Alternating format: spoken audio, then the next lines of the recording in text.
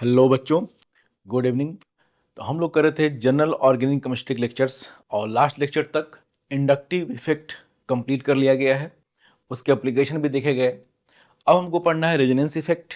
लेकिन सबसे पहले रेजोनेंस इफेक्ट तो दूर की बात है, पहले बेसिक टर्म रेजोनेंस को समझना है। रेजोनेंस चाहे उसको बोलते हैं क्या, कॉन्जुगेशन, पहले उसको समझेंगे फिर उसके इफेक्ट की बात करेंगे। बहुत इंपॉर्टेंट थ्योरी है। ऑर्गेनिक केमिस्ट्री में मोस्ट रिएक्शन को या मोस्ट प्रॉपर्टीज को आप इस थ्योरी के थ्रू, एक थ्योरी ही है, आप समझाते हैं। हम लोग पढ़ रहे थे क्या, इलेक्ट्रॉनिक डिस्प्लेसमेंट की थ्योरीज, जिसमें इंडक्टिव रेजोनेंस से सब टर्म आते हैं। थ्योरीज है, बिल्कुल कहानियां हैं, लेकिन इन कहानियों से हम, कहानियों का मेन पर्पज क्या है समझिए। पहले केमिस्ट्री को जिस तरह से लिखा गया है हम उसी तरह से समझें तो ज़्यादा अच्छा रहेगा। कहानियां हैं कुछ थ्योरी जिनको बोलते हैं, जिसके थ्रू हम एक्सपेरिमेंटल रिजल्ट्स को एक्सप्लेन करने की कोशिश करते हैं। जैसे आपने बॉन्डिंग में वैलेंस बॉन्ड थ्योरी पढ़ा, वो हाइब्रिडेशन की थ्योरी पढ़ा। प्लीज कहानियां हैं, कहानियां थोड़ी सी लॉजिकल लगेंगी, लेकिन उनके थ्रू जो रिजल्ट्स बता रहे हैं कि हाँ इतना बॉन्ड एंगल होता है, ये ऐसा शेप होता है, मेथेन टेट्राहेड्रल होता है, वो बिल्कुल रियल है। वही वो बिल्कुल रियल है। तो रेजोनेंस भी एक कहानी है, बहुत इंपॉर्टेंट कहानी है। कहानी में कुछ बातें लॉजिकल होंगी, बिल्कुल होगी, मैं डिक्टेट भी करूंगा, लेकिन इंपॉर्टेंट है जब हम इनके रिजल्ट पढ़ेंगे और रिजल्ट्स ही हमारे क्वेश्चन होंगे। एक्सपेरिमेंटल रिजल्ट्स को बहुत अच्छे से ये एक्सप्लेन करता है। तो चलिए शुरू करते हैं इंपॉर्टेंट थ्योरी, रेजोनेंस। रेजोनेंस क्या है, लेकिन सबसे पहले इसकी जरूरत क्यों है। कहानी है तो कहानी फोकट में तो मन नहीं करेगा, एक दिन उठा किसी ने लिख दिया कि हाँ ये भी माना जाएगा, ऐसा तो होगा नहीं। कुछ पर्पज होगा, कुछ उनको ऐसे रिजल्ट्स मिले होंगे जो अब तक की कहानियों में, अब तक की थ्योरी में परफेक्ट नहीं बैठ पा रहे होंगे, जिनको अब तक की थ्योरी, इंडक्टिव इफेक्ट चाहे जो भी आपने पहले पढ़ा है उनसे या उनको एक्सप्लेन नहीं कर पा रहे होंगे। तो पहले हम उन रिजल्ट्स की बात करेंगे, जो, जिनके लिए कहानी लिखी गई है, जिनके लिए रेजोनेंस थ्योरी लिखी गई है। चलिए देखते हैं पहले। बिल्कुल, पहले मैंने कुछ एक्सपेरिमेंटल डेटा लिख रखे हैं। प्लीज, मैंने विकिपीडिया से लिखा, मैं खुद बोल रहा हूँ, कुछ याद करने की जरूरत नहीं है। ये कैसे कोई बता सकता है भाई कि कार्बन कार्बन सिंगल बॉन्ड का लेंथ इतना है। कुछ बॉन्ड लेंथ मैंने पिकोमीटर में यहाँ लिख रखे हैं, कुछ बॉन्ड लेंथ पिकोमीटर में लिख रखे हैं, डेटा आप देख सकते हैं। तो इसको याद करने की जरूरत नहीं है, बस इसका हम रेफरेंस यूज करेंगे, चलिए। Carbon carbon single bond length 154 picometre, double bond 134 picometre, triple, आप भी देख सकते हो, बहुत बड़ी बात नहीं है, विकिपीडिया है। 120 picometre, C bond H 109 picometre and all that, कुछ लेंथ लिखे गए। अभी देखेंगे पहले रेजोनेंस क्या है, वो बात की बात है, क्यों है इंपॉर्टेंट। सबसे पहले कहानी क्यों है, ठीक है। कोई चंपक की कहानी तो है नहीं कि आप रैंडम कोई उठा लिख दिया कि हाँ केमिस्ट्री में ये भी थ्योरी रहेगी। अरे क्यों रहेगी भाई, सबसे इंपॉर्टेंट बात है क्यों, क्यों लिख रहे हैं, कहाँ का टाइम पास कर रहे हैं, इतना तो पहले से भी थ्योरी दुनिया भर का पड़ा हुआ है, क्यों लिख रहे हैं ये ज्यादा इंपॉर्टेंट है। तो उसने बताया होगा भाई कि क्यों लिख रहा हूं मैं। देखते हैं। अब जरा पहले पर्पस समझते हैं। मान लो ये डेटा हमारे पास है, अब मैं कहूं कि ये है मेथेन, बिल्कुल आपने कई बार मेथेन को देखा है, पढ़ा है, बहुत सिंपल, एल्केन कैटेगरी का सबसे पहला सदस्य ये है। चलिए मेथेन टेट्राहेड्रल होता है, बिल्कुल हम बॉन्ड, वैलेंस बॉन्ड, हाइब्रिडेशन की थ्योरी से sp3 जानते हैं, सब कुछ जानते हैं। अगर मैं पूछूं कि ये डेटा लीजिए आपके सामने है और बताइए कि मेथेन में सी बॉन्ड एच का बॉन्ड लेंथ कितना होता है। डेटा आपके सामने है, सी बॉन्ड एच का बॉन्ड लेंथ कितना होता है। तो कोई बच्चा कहेगा अरे सर लिखा तो है, सामने लिखा है, ठीक है, कौन सी बहुत बड़ी बात है। तो लिख देंगे यहाँ पे कि यहाँ बॉन्ड लेंथ कितना है। बिल्कुल देख के, बिल्कुल देख के, डेटा आपके सामने है भाई, सी बॉन्ड एच का लेंथ है 109 पिकोमीटर, और ये बिल्कुल सही है, डेटा बिल्कुल सही है। एक्सपेरिमेंटल रिजल्ट्स भी जो हमने डेटा देख के प्रिडिक्ट किया, एक्सपेरिमेंटल रिजल्ट्स भी बिल्कुल 109 पिकोमीटर बताते हैं। चलिए अब आगे आते हैं। अब देखिएगा, घबराने की जरूरत नहीं। सर ने कहा कि कौन सी बहुत बड़ी बात बता रहे हैं भाई, डेटा लिखा हुआ तो कोई बता देगा, लेकिन देखेंगे, हम देखेंगे, थोड़ा सा ध्यान रखना चाहिए। थोड़ा सा धैर्य अगर रखेंगे तो बिल्कुल पता चलेगा। बिल्कुल हम अपनी कहानी की ओर, हमारा पर्पज ही वही है, ठीक है। इन सब बातों का कंक्लूजन वही होगा कि वाई रेजोनेंस, क्यों जरूरत है उसकी। अब देखते हैं। अब बात आती है एथेन C2H6 की। अब कोई पूछे कि भाई एथेन में सी बॉन्ड एच लेंथ कितना होगा, देख के बताएंगे 109, सही है। सी सिंगल बॉन्ड सी का लेंथ बताइए, सी सिंगल बॉन्ड सी का लेंथ 154 पिकोमीटर, बिल्कुल सही है, रिजल्ट्स भी है बिल्कुल सही।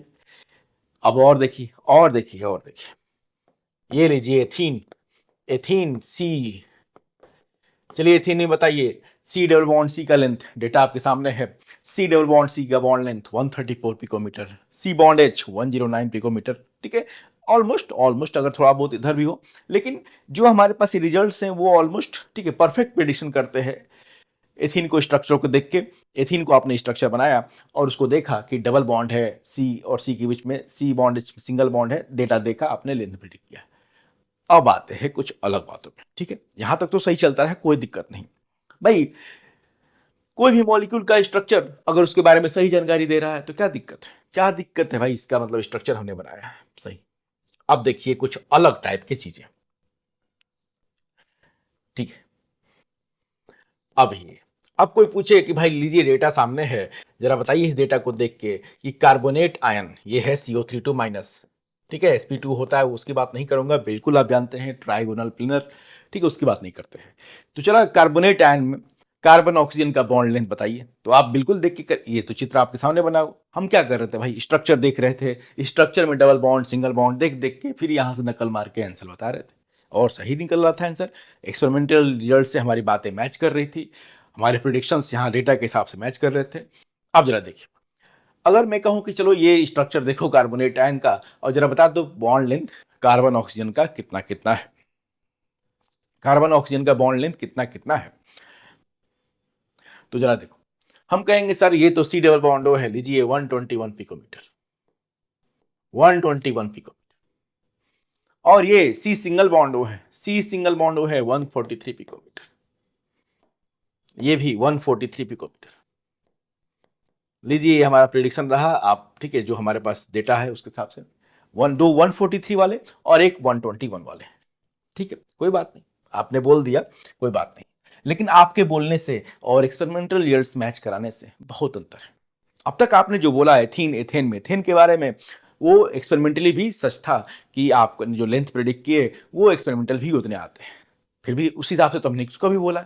लेकिन लेकिन अब देखिए जरा दिक्कत क्या है, कार्बोनेट आयन में बॉन्ड लेंथ न 121 पिकोमीटर है, एक्सपेरिमेंटल रिजल्ट सुनिए अब जरा। अब वही तो, उसको आप गलत नहीं साबित कर सकते, उसके लिए आप थ्योरीज बदल सकते हैं, तभी तो ये सब थ्योरीज आती है।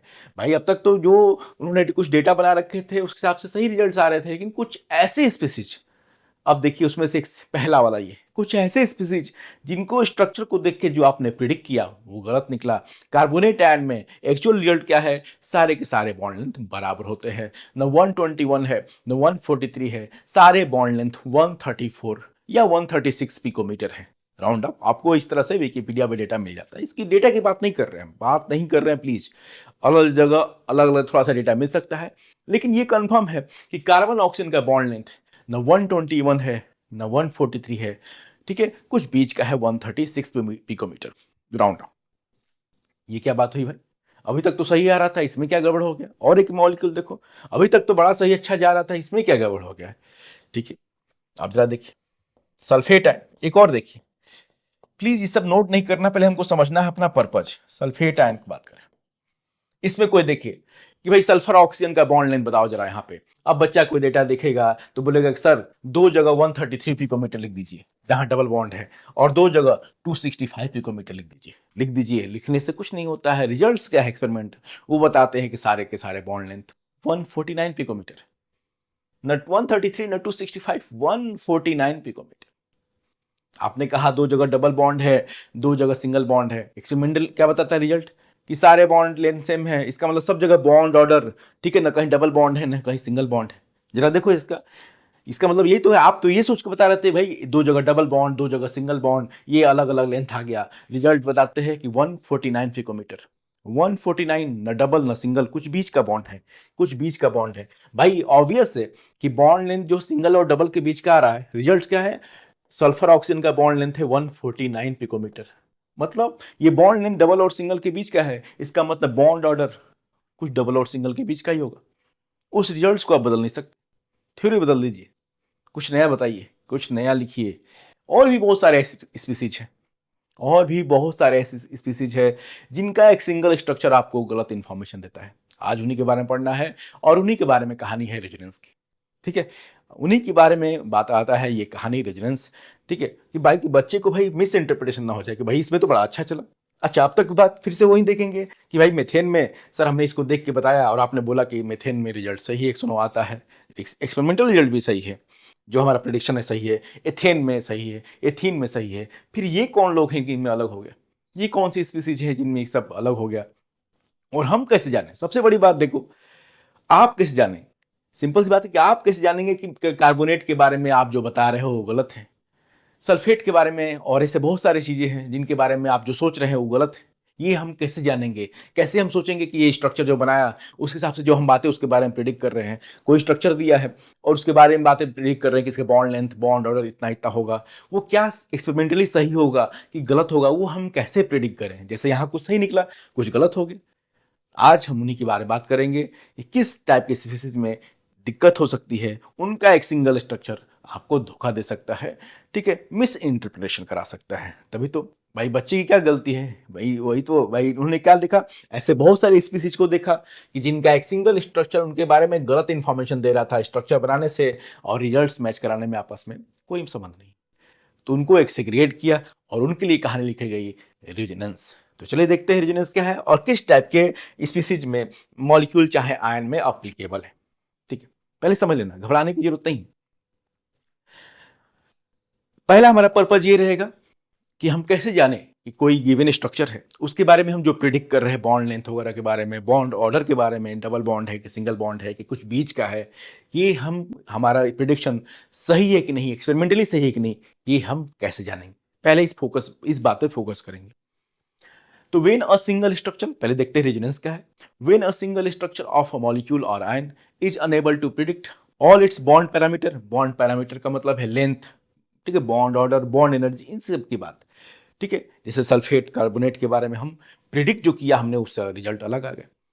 इस टाइप के लोगों में, इस टाइप की स्पीसीज में, when a single structure of molecule oblique ion is enable to predict all its bond parameter, then multiple structures are proposed for it and those structures are called canonical structure, चाहे उनको बोलेंगे हम resonating structure, and phenomena is called resonance. The actual species is assumed to be resonance hybrid of all the canonical structure. अब जरा देखते हैं, the actual species is assumed to be resonance hybrid of all the canonical forms. देखिए जरा, पहले हम अपना purpose समझते हैं कि रेजोनेंस कैसे शो करेंगे। जैसे सल्फेट के बारे में चाहे कार्बोनेट के बारे में एक हमने एक स्ट्रक्चर बनाया और हमने इसके देख के अगर बॉन्ड लेंथ प्रिडिक्ट किया कि एक जगह बॉन्ड डबल बॉन्ड है छोटा होगा, दो जगह सिंगल बॉन्ड है बड़े होंगे, ये लेंथ होगा, लेकिन रिजल्ट्स बताते हैं नहीं। रिजल्ट्स क्या बताते हैं? बॉन्ड लेंथ कितना है? 136 पिकोमीटर। सारे बॉन्ड लेंथ वो भी बराबर, सारे बॉन्ड लेंथ क्या है? बराबर 136 पिकोमीटर। सारे कार्बन ऑक्सीजन के बॉन्ड लेंथ 136 पिकोमीटर है। इसका मतलब क्या, इसका मतलब क्या सजेस्ट हो रहा है कि जो बॉन्ड लेंथ है, जो बॉन्ड लेंथ है वो सिंगल बॉन्ड से छोटा है। ये तो मतलब जो एक्चुअल बॉन्ड लेंथ है वो नॉर्मल सिंगल बॉन्ड से, नॉर्मल सी सिंगल बॉन्ड ओ से छोटा है और सी डबल बॉन्ड ओ से थोड़ा सा बड़ा है। ये बोल सकते हैं ना, ये तो दिख रहा है। जो एक्चुअल बॉन्ड लेंथ है, एक्सपेरिमेंटल वैल्यू जो है कार्बन ऑक्सीजन की, वो नॉर्मल सिंगल बॉन्ड से छोटा और डबल बॉन्ड से थोड़ा बड़ा।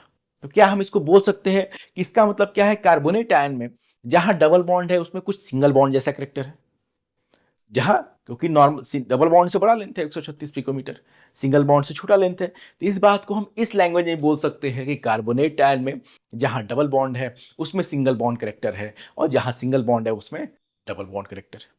बिल्कुल। अब इसी चीज को, इसी एजम्पशन को हमको दिखाना है एक, ठीक है, थ्योरी में, वही है रेजोनेंस, वही है रेजोनेंस। तो वो कह रहे हैं कि हम कार्बोनेट, ठीक है, हम कैसे इसको इंटरप्रेट कराएं चाहे जो पढ़ने वाला है ताकि किसी गलत ना समझे। तो हम बनाएंगे कार्बोनेट के दो तीन स्ट्रक्चर। ये देखिए कैसे बनाते हैं, क्या होता है दूसरी बात है, हम आगे करेंगे, बिल्कुल प्रैक्टिस करेंगे इसकी। तो हम उसको समझाने के लिए कि नहीं, बॉन्ड लेंथ और बॉन्ड ऑर्डर न कहीं 2 है न कहीं 1 है, बॉन्ड ऑर्डर कुछ 1 और 2 के बीच का है। पहले तो हमको ये दिखाना है कि हर एक डबल बॉन्ड में है सिंगल बॉन्ड करेक्टर और जहां सिंगल बॉन्ड में है उसमें डबल बॉन्ड करेक्टर। तो हम इसके 3 स्ट्रक्चर इसलिए ड्रॉ करते हैं। हम उस बात को समझाने के लिए, डबल में सिंगल और सिंगल में डबल बॉन्ड करेक्टर समझाने के लिए इसके 3 स्ट्रक्चर, ठीक है, ड्रॉ करते हैं 3 स्ट्रक्चर। और इनको बोलेंगे हम, इनको बोलेंगे canonical structure. These are canonical structure of CO3 2 minus. Double headed arrow से दिखाते हैं, डबल हेडेड एरो से कैनोनिकल स्ट्रक्चर को दिखाते हैं। और ये जो एक्चुअल स्ट्रक्चर होगा, जो एक्चुअल स्ट्रक्चर होगा, इनको ये हाइपोथेटिकल बस स्ट्रक्चर है, और जो एक्चुअल स्ट्रक्चर होगा वो देखिए जरा, उसको बोलते हैं रेजोनेंस हाइब्रिड, उसको बोलेंगे हम रेजोनेंस हाइब्रिड। अभी बस नोट करना है, ये नहीं समझने कैसे बनाते हैं, वो बात की बात है, वो हम करेंगे, वो बात की बात है। पहले हम रेजोनेंस को समझते हैं। पहला पर्पज क्या था, इस 3 स्ट्रक्चर ड्रॉ करने का मतलब क्या था सर?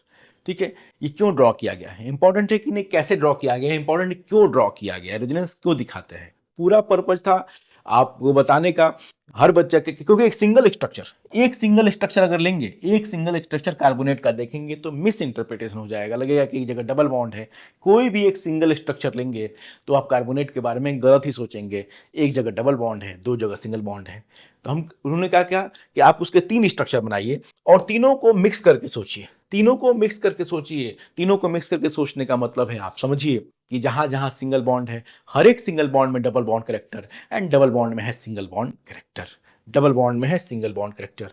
मतलब बॉन्ड जो है कुछ 1 और 2 के बीच का है, 1 और 2 के बीच का है।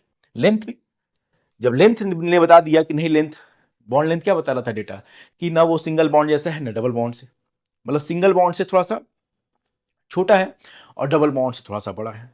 मतलब bond order is also between 1 और 2। बॉन्ड ऑर्डर का मतलब क्या है, कार्बन ऑक्सीजन का एक्चुअल बॉन्ड ऑर्डर 1 और 2 के बीच का कुछ है, ना एग्जैक्ट 1 है ना एग्जैक्ट 2 है, 1 से 2 के बीच का। तो उसको दिखाने के लिए देखो कैसे दिखाते हैं, resonance hybrid. Single bond order क्या है, 1 और 2 के बीच का कुछ है, तो हम ये देखो 1 बॉन्ड ऑर्डर हमने दिखा दिया। अब चूंकि हमारे पास दिक्कत क्या है, वैलेंस बॉन्ड थ्योरी में हम इंटीग्रल बॉन्ड ऑर्डर को दिखा सकते हैं, 1 दिखा सकते हैं 1 लाइन, 2 दिखा सकते हैं 2 लाइन, 3 दिखा सकते हैं, इंटीग्रल बॉन्ड ऑर्डर को दिखा सकते हैं।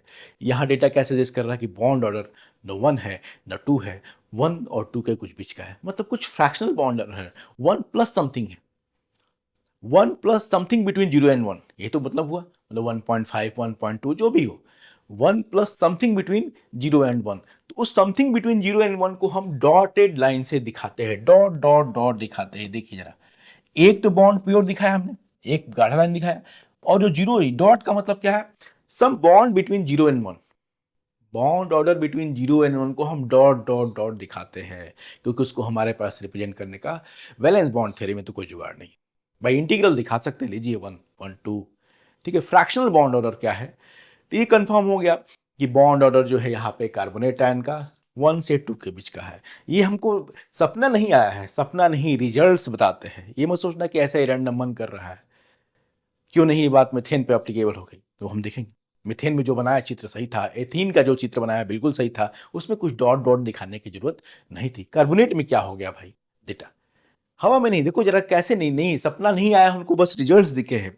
उन्होंने मेजरमेंट्स हमारे, ठीक है, हमारे मेजरमेंट्स जो है इस स्ट्रक्चर के हिसाब से नहीं एक्सप्लेन हो सकते। तो उन्होंने बोला कि क्या हम 3 स्ट्रक्चर बनाएंगे और एक्चुअल जो मॉलिक्यूल होगा ये है एक्चुअल कार्बोनेट आयन, और उसको जो -2 का चार्ज है, क्योंकि -2 का चार्ज 3 जगह डिस्ट्रीब्यूटेड है, -2 का चार्ज 3 जगह डिस्ट्रीब्यूटेड है, तो हम हर एक ऑक्सीजन पे लिखेंगे -2/3 -2/3 और -2/3। ये है रेजोनेंस हाइब्रिड, ये है एक्चुअल कार्बोनेट आयन, ये है resonance hybrid of carbonate ion. -2/3 का मतलब हर एक ऑक्सीजन पे इफेक्टिव कितना आ रहा चार्ज, -2/3 का, -2 चार्ज, ठीक है, 3 ऑक्सीजन के बीच में डिस्ट्रीब्यूटेड है, तो -2/3। ऐसे दिखा सकते हैं, 2 तरीका है रेजोनेंस हाइब्रिड को दिखाने का। और हम दिखा सकते हैं इस तरह से, हम दिखा सकते हैं इस तरह से, ये डॉट डॉट डॉट डॉट क्या दिखाता है, bond order between 1 and 2, overall पे -2। दोनों तरीके से दिखा सकते, किसी एक तरीके से, दोनों में से किसी एक तरीके से आप रेजोनेंस हाइब्रिड को दिखा सकते हो। अभी हमने ये नहीं समझा कैसे बनाते, प्लीज उस पर, ठीक है, मिस इंटरप्रिटेशन ना रहे कि भाई अब बताया जा रहा है कैसे बनाते हैं। पहला ये पर्पज है कि कहा, मतलब क्या बना के दिखाना चाहते हैं। अब चलिए, ये तो आपने बना दिया कार्बोनेट के 3 स्ट्रक्चर है, इस तरह और भी आएंगे, और उसका एक्चुअल जो होता है, एक्चुअल कार्बोनेट आयन ये है, एक्चुअल कार्बोनेट आयन ये है, जो उसके बाद प्रॉपर्टी को बताता है, तो बताता है कि सारे बॉन्ड ऑर्डर सेम है, न 1 है न 2 है, 1 से 2 के बीच का कुछ है, तो सारे बॉन्ड लेंथ भी सेम होंगे। बॉन्ड लेंथ भी सिंगल और डबल के कुछ बीच का है, एवरेज मत समझ लेना, कुछ बीच का है। अब इंपॉर्टेंट बात यह है कि हम कैसे ऐसे टाइप के मॉलिक्यूल चाहे स्पीसीज को, आयंस को पहचाने। कैसे पहचाने कि भाई ठीक है कि जिनका स्ट्रक्चर आपको गलत इंफॉर्मेशन दे रहा है, आप कैसे जानेंगे, थ्योरेटिकली कैसे जानेंगे? तो उसके लिए बताया गया है भाई, ये तो हमको समझना है कि कैसे आपने बताया कि भाई एथीन के बारे में हमने जो प्रिडिक्शन किया वो सही निकला, एक्सपेरिमेंटली सही है।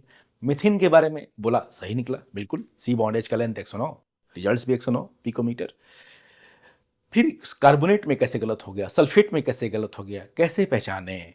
तो मेन बात अब कि रेजोनेंस की थ्योरी किसके लिए लिखी गई है, रेजोनेंस की थ्योरी किस टाइप की स्पीसीज के लिए लिखी गई है, किस टाइप की स्पीसीज का एक सिंगल स्ट्रक्चर उनके बारे में मिस इंफॉर्मेशन देता है। ये हम अब उनको सेग्रीगेट कर लें तो आसान होगा। रेजोनेंस थ्योरी बेहतर वर्ड में लिखूंगा, ठीक है। बुक में आपको मिलेगा रेजोनेंस अकर्स इन, ये फालतू वर्ड है। रेजोनेंस अकर्स क्या मतलब है? रेजोनेंस एक कहानी है। रेजोनेंस बोली कि कहानी किसके लिए लिखी गई, ये वर्ड ठीक है। ये बड़ा फालतू का टर्म लगता है मुझे सेंटेंस कि रेजोनेंस अकर इन कॉन्जुगेटेड मॉलिक्यूल। वाई अकर कहाँ होता है भाई? अकर क्या अकर है? ठीक है, बोली कि अब कि ये जो कहानी लिखी गई है वो कॉन्जुगेटेड स्पीसीज को समझाने के लिए लिखी गई है, तो बेहतर वर्ड है। जरा देखिए, थ्योरी ऑफ रेजोनेंस, देखिए मेन अकर्स क्यों आप बोल सकते हैं, थ्योरी ऑफ रेजोनेंस बहुत इंपॉर्टेंट कहानी, बहुत इंपॉर्टेंट, मोस्ट इंपॉर्टेंट है theory. Theory of resonance has been devised for, ठीक है। प्लीज अभी ध्यान नहीं देना है कि कार्ब कैसे स्ट्रक्चर बनाते हैं, कि क्यों 3 बने, वो सब बात की बात है, बहुत आसानी है, बहुत आसान है। अभी हम रेजोनेंस के बारे में सोचते हैं। Theory of resonance has been devised for conjugated species, conjugated species. अभी पहला पर्पज ये है कि पहचाने कैसे धोखेबाज स्पीसीज को, कौन सी स्पीसीज धोखेबाज वाली हैं, इनको कैसे पहचाने, है ना, जिनका स्ट्रक्चर आपको धोखा दे सकता है, मिस इन्फॉर्मेशन दे सकता है। पहले तो ये जाने भाई, कुछ के बारे में आपने सही तो पता है, कुछ के बारे में सही इन्फॉर्मेशन दिया, फिर कुछ में गलत कैसे हो गया, वही बात वही यूज कर रहे थे। तो पहला पर, तो theory of resonance has been devised for conjugated species, ठीक है। तो ये पहला पर्पज ये है, इस टाइप के लोगों को पहचाना। अब जरा देखिए कॉन्जुगेटेड स्पीसीज क्या होते हैं।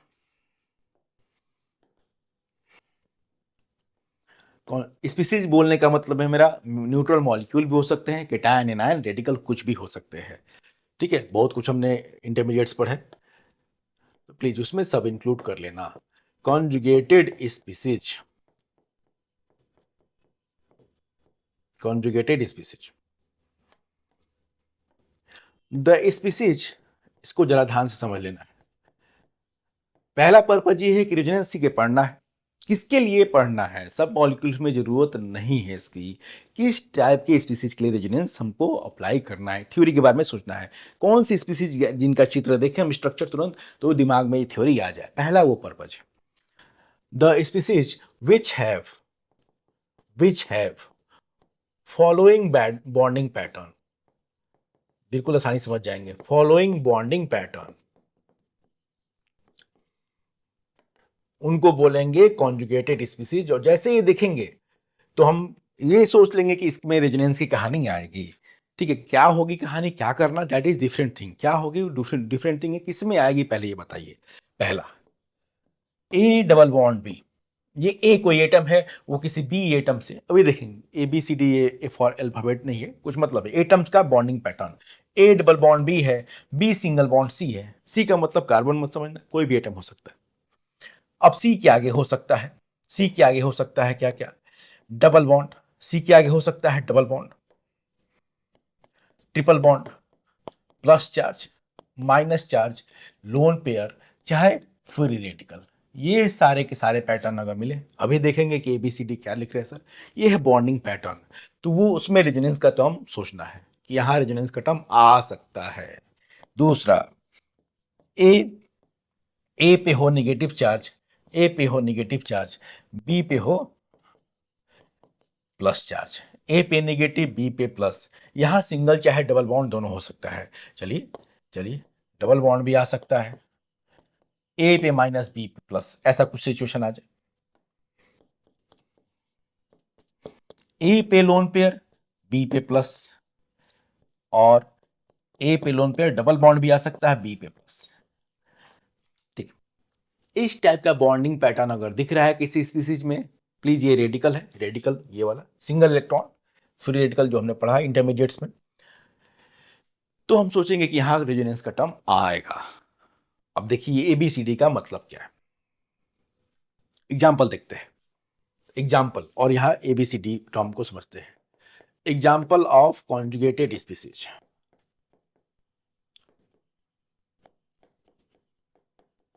अभी देखा सिंपल कॉन्जुगेटेड स्पीसीज का मतलब ये कि जिनका स्ट्रक्चर आपको मिस इन्फॉर्मेशन दे, एक सिंगल स्ट्रक्चर उनके बारे में मिस इन्फॉर्मेशन, मिस इंटरप्रिटेशन बताए, मतलब उससे उसको देख के जो आप रिजल्ट सोचें कि ऐसा डबल बॉन्ड सिंगल बॉन्ड कुछ होगा, वो गलत निकले, तो पहले छाट लेंगे तो आसान होगा हमको पहचानना, धोखेबाज लोगों को। ठीक है, ये देखिए, ये देखिए कार्बोनेट, हमने चूंकि पहले ही पढ़ ला, कार्बोनेट धोखेबाज था, उसका स्ट्रक्चर गलत बता रहा था, उसके बारे में रिजल्ट्स, एक्सपेरिमेंटल रिजल्ट्स से गलत, ठीक है, उल्टा एकदम बता रहा था। देखिए क्यों धोखेबाज है भाई, देखिए जरा। चलिए ये एबीसीडी क्या है, बॉन्डिंग पैटर्न, एटम का सीक्वेंस, एटम का सीक्वेंस लिखा गया है। चलिए ओ को मान लिया हमने ए एटम, ये हो गया एटम नंबर ए, ये हो गया ओ को ऑक्सीजन को कर लिया एटम ए, फिर ए डबल बॉन्ड बी, ये कार्बन हो गया बी एटम, ओ जुड़ा है सिंगल बॉन्ड सी एटम, और सी पे क्या है माइनस चार्ज भी है, जरा देखिए, ये है एबीसीडी का मतलब, ए डबल बॉन्ड बी और सी पे क्या है माइनस चार्ज, सी पे क्या है माइनस चार्ज। इधर भी कर सकते हैं, देखो जरा, ए डबल बॉन्ड बी, ओ को मान लिया हमने, एबीसीडी कहीं शुरू कर सकते हैं, बॉन्डिंग पैटर्न है, ए डबल बॉन्ड बी और सी पे क्या है माइनस चार्ज, सी पे क्या है माइनस चार्ज, माइनस हो सकता है, अभी देखेंगे प्लस हो सकता है, बहुत कुछ हो सकता है। तो ये है कॉन्जुगेटेड स्पीसीज, जैसे इसको देखा हम तो समझ जाएंगे, अरे बाबू जो ये बता रहा है भैया ये गलत इंफॉर्मेशन दे रहा है, इतना तो समझ जाएंगे, क्या करना बात की बात है, जो ये बता रहे हैं कि नहीं डबल बॉन्ड और सिंगल बॉन्ड है वो गलत ही होगा, ये समझ जाएंगे तो आसान होगा। आप देखिए सल्फेट को देखिए, चलिए सल्फेट भी धोखेबाज वाला था, सल्फेट को भी देखिए, देखिए बॉन्डिंग पैटर्न, कहीं से देख लीजिए आप, किसी एटम को, चलो हम ओ को हम मान लिया ए एटम, ए एटम अपने से बगल वाले एटम, ठीक है, ए बी का मतलब है एक एटम ए है जो अपने एडजेसेंट एटम से डबल बॉन्ड से जुड़ा है, ठीक है, और उसको अपने एडजेसेंट पे क्या है सिंगल बॉन्ड, ओ सी एटम है, प्लीज ये एबीसीडी का मतलब है। ए, ये हो गया बी एटम, ये हो गया बी एटम, और ये जुड़ा है सी एटम, सी पे क्या है निगेटिव चार्ज, देखिए जरा, ए बी और सिंगल बॉन्ड सी, सी पे क्या है माइनस चार्ज, मिल गया पैटर्न, बिल्कुल ये भी कॉन्जुगेटेड है, धोखेबाज वाला। और देखिए कॉन्जुगेटेड स्पीसीज, ये देखिए ब्यूटाडाइन, देखिए ब्यूटाडाइन में A B C, A double bond B, वो अपने से सिंगल बॉन्ड सी से जुड़ा है, A double bond B, C का मतलब कार्बन नहीं, कार्बन के अलावा भी कुछ हो सकता है, कोई बेट, एक एटम ए है जो अपने एडजेसेंट एटम बी से डबल बॉन्ड से जुड़ा है, बी अपने एडजेसेंट एटम सी से सिंगल बॉन्ड से जुड़ा है, और सी के आगे क्या है पाई बॉन्ड, सी के आगे क्या है पाई बॉन्ड, देखो ए डबल बॉन्ड बी, सी के आगे क्या हो सकता है माइनस प्लस, ये सब कुछ हो सकता है, डबल बॉन्ड ट्रिपल बॉन्ड सब कुछ हो सकता है। और देखिए, और देखिए, ये देखिए ट्रिपल बॉन्ड, ये सब कॉन्जुगेटेड स्पीसीज, ए एटम अपने से एडजेसेंट एटम से डबल बॉन्ड जुड़ा है, बी अपने एडजेसेंट से सिंगल बॉन्ड से, और सी के आगे ट्रिपल बॉन्ड है। अब इसको लैंग्वेज में क्या बोलते हैं कि सर यहाँ पे स्पेसिफिक मैंने एक साथ लिख दिया है, इस कार्बोनेट आयन में कॉन्जुगेटेड है, किस कैसा कॉन्जुगेशन है, तो यहाँ पाई और माइनस के बीच में कॉन्जुगेशन है, यहाँ कैसा कॉन्जुगेशन है, पाई एंड नेगेटिव चार्ज का कॉन्जुगेशन है, पाई एंड नेगेटिव चार्ज का, यहाँ भी कैसा कॉन्जुगेशन है, पाई एंड नेगेटिव चार्ज का, इन लोगों में कैसा कॉन्जुगेशन है, पाई पाई कॉन्जुगेशन, यहाँ भी कैसा कॉन्जुगेशन है, पाई और पाई के बीच में कॉन्जुगेशन, पाई और पाई के बीच में कॉन्जुगेशन है। और भी देख लेते हैं एग्जाम्पल, एक बार इनको सेग्रीगेट कर लेंगे तो चीजें आसान होंगी, पहले पहचानना होगा, इनको जैसे देखेंगे तो ये समझ लेंगे कि रेजोनेंस की थ्योरी वो क्या करता है, क्या होता है उसमें, दैट इज डिफरेंट थिंग, वो बात की बात करेंगे, इसमें अप्लीकेबल होगी। और देखते कॉन्जुगेटेड स्पीसीज का एग्जांपल, और देखिए बेंजीन, देखो जरा बेंजीन में आप कहीं से ABCD लिखना शुरू कर दो, एक एटम ए है अपने बगल वाले एटम बी से डबल बॉन्ड से जुड़ा है, वो बगल वाले एटम सी से सिंगल बॉन्ड से जुड़ा है, सी के आगे फिर से पाई बॉन्ड आ गया कॉन्जुगेटेड, कहीं से आप पूरे मॉलिक्यूल में कॉन्जुगेशन है।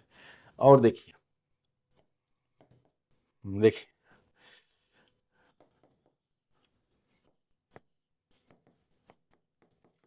ये देखो, एक एटम ए है।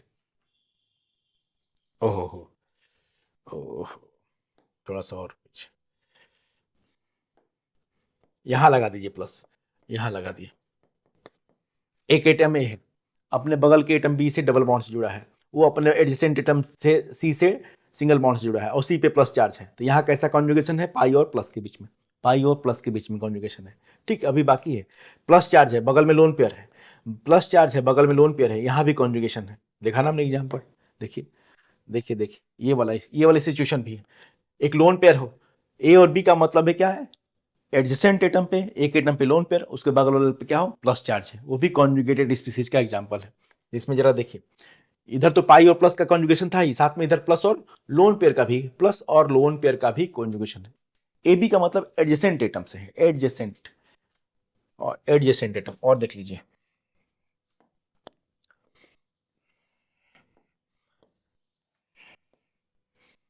यहां माइनस चार्ज कर देते हैं। देखिए इसमें कॉन्जुगेशन, एटम ए है, बगल वाले एटम से डबल बॉन्ड जुड़ा है, फिर अपने बगल वाले एटम से सी से सिंगल बॉन्ड जुड़ा है, सी पे क्या है, माइनस चार्ज। कैसा कॉन्जुगेशन है, पाई और माइनस का, माइनस और पाई का कॉन्जुगेशन।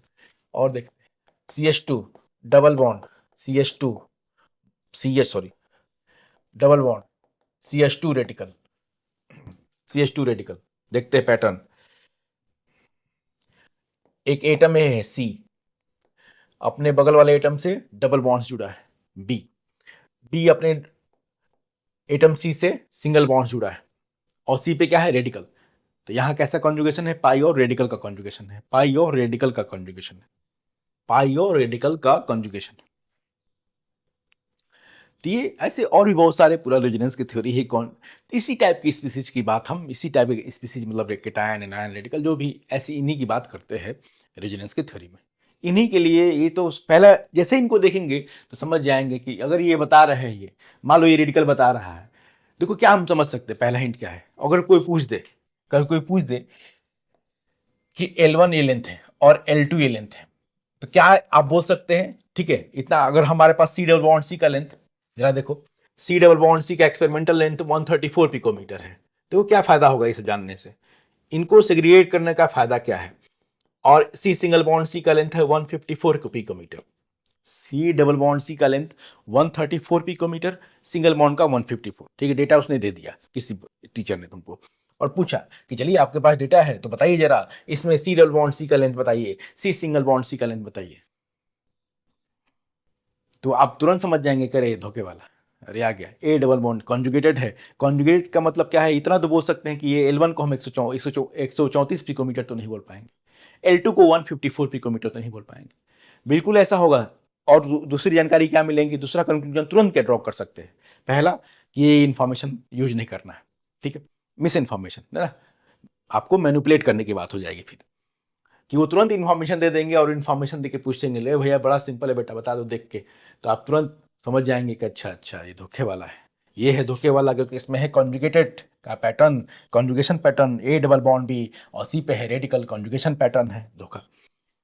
तो क्या होगा, तो अब हम बोल कह सकते हैं, ठीक, पहला सवाल आंसर देंगे सर लेंथ इतना इतना तो नहीं होगा, ये तो कंफर्म है। देखो पहले सिंपल सिंपल बातें समझते हैं, लेंथ इतना तो नहीं होगा, ठीक है। अब तो बोलेंगे कि सर कितना होगा बताओ, तो ये भी तो बताता है रेजोनेंस क्या करता है। रेजोनेंस की थ्योरी में अभी कार्बोनेट में क्या कंक्लूजन मिला था, वो कंक्लूजन आगे भी एप्लीकेबल होगा, वो एक सिंगल एग्जांपल नहीं है, वो मतलब वो उस टाइप के कंक्लूजन बाकी कॉन्जुगेटेड स्पीसीज में भी लगेंगे, कि सिंगल बॉन्ड में double bond character, double bond में सिंगल बॉन्ड करेक्टर। तो ये तो बोल ही सकते हैं कि सर ये लेंथ, ये लेंथ, ठीक है, सिंगल बॉन्ड से थोड़ा सा छोटा होगा, इसमें डबल बॉन्ड करेक्टर आएगा, और इस डबल बॉन्ड में कुछ सिंगल बॉन्ड करेक्टर आएगा, बाकी जो होगा वो देखा जाएगा। अभी के लिए, अभी के लिए इस सिंगल बॉन्ड में सर डबल बॉन्ड करेक्टर आएगा, मतलब ये लेंथ बिल्कुल 154 से तो कुछ कम ही होगा, और ये डबल बॉन्ड में सिंगल बॉन्ड करेक्टर आएगा तो 134 से कुछ ज़्यादा होगा। ये प्रिडिक्शन देखना, यही आप यही रेजोनेंस सिखाता है। और फिर विकीपीडिया है जिंदाबाद, खोजिए, आपको आपका सोच, आपने जो सोचा, आपने एग्जैक्ट नहीं माना, मान लो कि आपको लेंथ नहीं पता एग्जैक्टली, लेकिन ये आपका जो, ठीक है, ये आपका जो प्रिडिक्शन निकला इतनी अभी तक के हिसाब से, वो बिल्कुल सही होगा। यही आप बिल्कुल, ये सब वो चीजें मतलब कहानियां झूठी हैं, बिल्कुल झूठी हैं, इलॉजिकल रहेगा जो भी बोलेंगे कि क्या झूठ झूठ बोल रहे हैं, ये है वो है, जितना देख, लेकिन उनसे जो रिजल्ट्स आते हैं वो बिल्कुल सच है, बिल्कुल सच है। अगर ये नहीं पता हो कॉन्जुगेटेड होता है, कॉन्जुगेशन कुछ होता है, तो आप तो देख के बोल देते हैं, करे तो डेटा लिखा है, क्या पूछ रहा है, कितना फालतू सवाल है, डेटा देख के पूछ रहा है, लो ना है, आप बोल देते और वो गलत हो जाता है।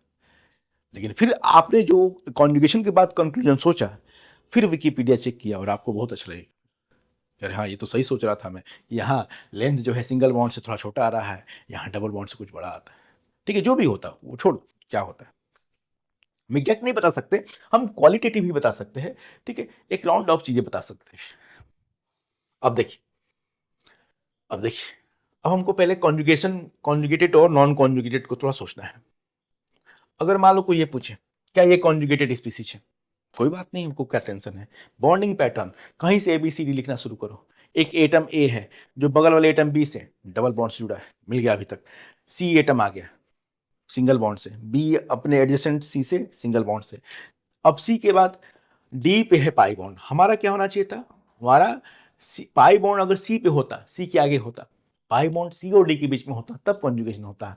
ये तो नॉन कॉन्जुगेटेड है, नॉर्मल स्पीसीज है, नॉन कॉन्जुगेटेड है, कोई टेंशन नहीं, नॉन कॉन्जुगेटेड, इसमें कोई टेंशन, इसमें रेजोनेंस की थ्योरी का आप अप्लाई करना, नॉर्मल मॉलिक्यूल है, कोई जरूरत नहीं। कॉन्जुगेशन तब होता जब सी और डी के बीच में, सी के तुरंत बाद डबल बॉन्ड होना चाहिए, ट्रिपल बॉन्ड होना चाहिए, नॉन कॉन्जुगेटेड। और देखिए ए बॉन्ड, चलिए इसको, मान लो ये हो गया प्लस चार्ज।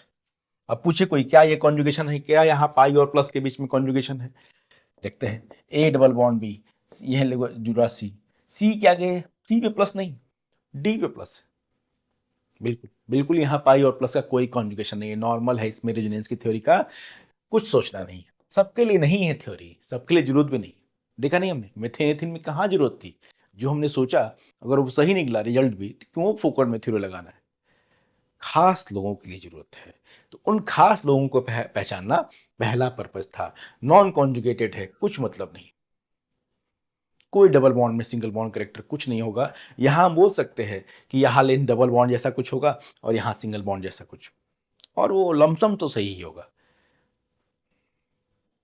यहाँ हम जो डेटा था उस पर भरोसा कर सकते हैं ऐसे केसेस में, यहाँ हम बिल्कुल भरोसा कर सकते हैं वैसे, ठीक है, लमसम तो सही ही होगा, बिल्कुल इतना एब्रप्ट नहीं हो पाएगा इसमें, ये फायदा होगा। लेकिन कॉन्जुगेटेड होगा तो फिर तो ठीक है, लेकिन कुछ कुछ तो हमने अभी तक कंक्लूजन समझ लिया है। अब हम कॉन्जुगेटेड नॉन कॉन्जुगेटेड को समझ लिया हमने, कि पहली बात रेजोनेंस कैसे बनाते हैं, वो बात नहीं, प्लीज यहाँ पे अभी वो नहीं बताया जा रहा कैसे कैनोनिकल ड्रॉ करते हैं, पहले किसके लिए लिखी गई कहानी, किस टाइप के लोगों के लिए लिखी गई कहानी, और उनमें उससे क्या फर्क पड़ता है, आप उस कहानी के थ्रू क्या बताना चाहते हैं, डबल बॉन्ड में सिंगल बॉन्ड करेक्टर, सिंगल में डबल बॉन्ड। अब ठीक है, तो अगर हमने ये पैटर्न समझ लिया है कॉन्जुगेशन का, तो कुछ रूल्स है रेजोनेंस के। भाई कहानी बैलेंस, कोई नई बात नहीं है प्लीज, कोई नई बात नहीं है, जब भी कहानी लिखी जाएगी तो हमको, आपको कहानी की कुछ खास बातें को मानना पड़ेगा कि भाई मैंने कहानी लिख तो दी है रेजिडेंस, और आगे भी बहुत कुछ बताऊंगा, लेकिन आपको कुछ चीज़ों को ध्यान में रखना है, क्योंकि कहानी है ना, वो डिक्टेट करेंगे टर्म्स। वैलेंस बाउंड थ्योरी में भी बोला गया है कि भाई ऐसे ऐसे मिला दीजिए, हाइब्रिडेशन करा दीजिए, sp3 एक्साइट करा दीजिए मन करे तो, ठीक है, फिर हमारे कुछ, ठीक है, हाथ भी जोड़ लिया कि भाई वो ऑड इलेक्ट्रॉन पे नहीं चलूंगा मैं, कुछ जगह मैं फेल हो जाऊंगा, मैं माफ़ करिएगा, कहानी हूँ मैं, 90% लोगों को फिर भी मैं समझा सकता हूँ, 90% स्पीसीज के बारे में फिर भी बात कर सकता हूँ, तभी तो चल रहा है, तभी तो चल रहा है, वो बिल्कुल चल रहा है। तो हम हर कहानी के कुछ ना कुछ लिमिटेशंस तो होंगी ही होंगी, तो इसके भी होंगी, लेकिन अभी पहले इसका भाई महानता देख लेते हैं, फिर लिमिटेशन की बात। तो ये कह रहे हैं ठीक है कि रेजोनेंस में कुछ बातों का ध्यान रखना है। ठीक, पहली बात कि जितने रेजोनेटिंग स्ट्रक्चर बनाए जा रहे हैं कैनोनिकल स्ट्रक्चर, वो हाइपोथेटिकल है, उनका कोई रियल एग्जिस्टेंस नहीं है, तो फिर क्यों बना रहे हैं भाई, क्यों फुकट काम कर रहे हैं सर, क्यों बना रहे, ताकि हम बच्चे को समझा सके कि ये जो कार्बोनेट आयन था, चाहे जो भी भाई लोग थे लोग, इनमें मिक्स कैरेक्टर है, जहां सिंगल है वहां डबल बॉन्ड कैरेक्टर, डबल में सिंगल बॉन्ड कैरेक्टर, बस एक हाइपोथेटिकल वो स्ट्रक्चर से। एक्चुअल स्ट्रक्चर क्या होता है, तो कॉन्जुगेटेड स्पीसीज का एक्चुअल स्ट्रक्चर, उसका रेजोनेंस हाइब्रिड होता है, canonical structures are unreal, hypothetical. कौन, ठीक है, कौन जो कैनोनिकल स्ट्रक्चर्स हैं, चाहे उनको बोलते हैं रेजोनेटिंग स्ट्रक्चर्स, हाइपोथेटिकल स्ट्रक्चर है, एक्चुअल स्ट्रक्चर होता है रेजोनेंस। ये होगी बात। दूसरा, रेजोनेंस देख लीजिए, अभी बनाया भी था, involves delocalisation of pi electrons and charge if present. Sigma bond का कोई रोल नहीं है, बस ये बहुत बड़ा हिंट है, सिग्मा बॉन्ड का रेजोनेंस में कोई इन्वॉल्वमेंट नहीं है। आप देख लीजिए, आप देखो ना यार, शुरुआत में बनाया था, कार्बोनेट आयन था, मैंने क्या, ये डीलोकलाइजेशन का मतलब क्या दिखाया, सिग्मा बॉन्ड, आई थिंक, देखो जरा पहले इसको समझ लेते हैं। आप देखिएगा, सिग्मा बॉन्ड प्योर का प्योर, ठीक है, एक बार पाई बॉन्ड हमने यहां दिखाया एक स्ट्रक्चर में, कैनोनिकल, जो कि हाइपोथेटिकल स्ट्रक्चर है, एक बार पाई बॉन्ड यहां दिखाया, देखो जरा, पाई बॉन्ड एक जगह यहां दिखाया, दो जगह ये माइनस चार्ज यहां यहां दिखाया, ये पाई बॉन्ड यहां तो माइनस चार्ज यहां है, आप देख रहे हैं, आप क्या दिखाया जा रहा, डबल हेडेड एरो से दिखाते हैं, डबल हेडेड एरो से। देखो डिस्पर्सन किसका हो रहा है, सिग्मा बॉन्ड प्योर है, जो भी इधर उधर हो रहा है डिस्पर्सन चाहे डीलोकलाइजेशन हो रहा है किसका, पाई बॉन्ड और माइनस चार्ज का, पाई बॉन्ड और माइनस चार्ज का, और कुछ नहीं हो रहा है। माइनस हो सकता है, प्लस हो सकता है, जैसा, ठीक है, लोन पेयर हो सकता है, रेडिकल हो सकता है, वो आएगा सिचुएशन, हम लोग बहुत करेंगे। सिग्मा बॉन्ड का कोई इन्वॉल्वमेंट नहीं है, सिग्मा बॉन्ड इंटैक्ट है, जो भी इधर उधर हो रहा है दिखाया जा रहा है वो बस पाई बॉन्ड। और देखो कितना, आपको देखते ही लगना जाना चाहिए कि ये चीजें हाइपोथेटिकल है। क्यों हाइपोथेटिकल है, अनरियल क्यों है, क्या, आप देखो जरा स्ट्रक्चर यहां से यहां तक अन दिखना है, कोई भी बोल देगा कि झूठ बोल रहे हैं आप, बिल्कुल ये झूठ है। आप क्या कर रहे हैं, एक बार पाई बॉन्ड यहां दिखाया, ठीक है, अच्छी बात है, अब उस पाई बॉन्ड को वहां से तोड़ के यहां लगा दिया, फिर उस पाई बॉन्ड को यहां से हटा के वहां लगा दिए, अब झूठ क्यों है, क्योंकि बॉन्ड टूटता है और बॉन्ड बनता है किस में, रिएक्शंस में, रिएक्शन में बनता है बॉन्ड, ठीक है, और केमिकल रिएक्शन जब होता है तो उसमें कुछ नया चीज बन जाता है। क्या एक नई चीज लिखी गई है, सारे के सारे कार्बोनेट आयन तो है, अगर बॉन्ड एक्चुअल में ब्रेक होता है, एक्चुअल में फॉर्म होता है, नई चीज बन जाती भाई, सोचिएगा। वो तो शुरुआत से ऑब्वियस से इसे चित्र बनाने से ही पता चल रहा है कि भाई बॉन्ड तोड़ा भी आपने, अच्छी बात है, यहाँ पाई बॉन्ड तोड़ा, नया पाई बॉन्ड यहाँ बना दिया, फिर भी वहीं का वहीं, फिर भी वहीं कार्बोनेट आयन, ये कौन सा रिएक्शन है भाई, बॉन्ड टूटा भी, बॉन्ड ब्रेक नया बना भी, और एक का रिएक्टेंट एक का यही रह गया, इसका मतलब आप कुछ झूठ बोल रहे हैं, आप कुछ और बताना चाहते हैं, रिएक्शन तो नहीं दिखाना चाहते हैं।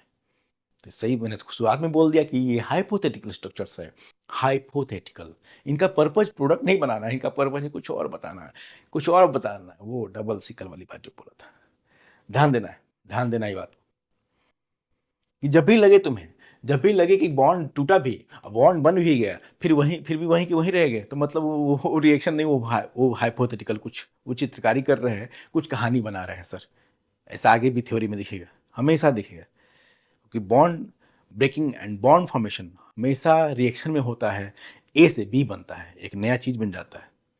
इसमें क्या हुआ, क्या नया चीज बन गया भाई, कार्बोनेट को दिखाने के 10 तरीके दिखा रहे हैं और क्या कर रहे हैं।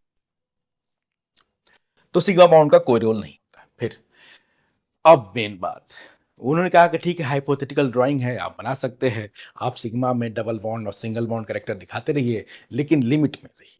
लिमिट क्या रही है, आप ये मत करिएगा कि लेविस की थ्योरी ही फेल हो जाए। लेविस की थ्योरी फेल होने का मतलब, आप जानते हैं नाइट्रोजन 5 बॉन्ड तो नहीं बना सकता कभी, मैक्सिमम सेकंड पीरियड का एलिमेंट मैक्सिमम 4 बॉन्ड बना सकता है, तो उसकी लिमिट रही। भाई सही बात, उन्होंने कहा कि छूट है भैया, हाइपोथेटिकल स्ट्रक्चर है, ऐसा रिजल्ट में कोई इशू नहीं होता है, मतलब वो चित्रकारी करना आपके कंट्रोल में है, वो ड्राइंग बनाना जो आप बना रहे हैं कैनोनिकल, वो आपके कंट्रोल में है। तो कंट्रोल का मतलब आप लिमिट में रहिए, ऐसा नहीं कार्बन के आप 5 बॉन्ड दिखा दीजिए, नाइट्रोजन के 6 बॉन्ड दिखा दीजिए। हाँ फॉस्फोरस होगा तो 5 बॉन्ड बना सकता है, हमने पढ़ा, थर्ड पीरियड एलिमेंट उनके पास होता है डी ऑर्बिटल, एक्सपेंडेड ऑक्टेट के साथ बॉन्ड बना सकते हैं, सेकंड पीरियड के बेचारे का औकात नहीं है। हाइड्रोजन मैक्सिमम भाई 1 बॉन्ड बनाता है, अब उसके 5 बॉन्ड दिखा दीजिए, ठीक है। उन्होंने जब शुरुआत में बोल दिया कि कंट्रोल आपके हाथ में है, आप ड्राइंग करते रहिए, तो लेकिन कुछ लिमिट है, वही रूल्स, उस रूल की लिमिट में ही हमको करना है काम।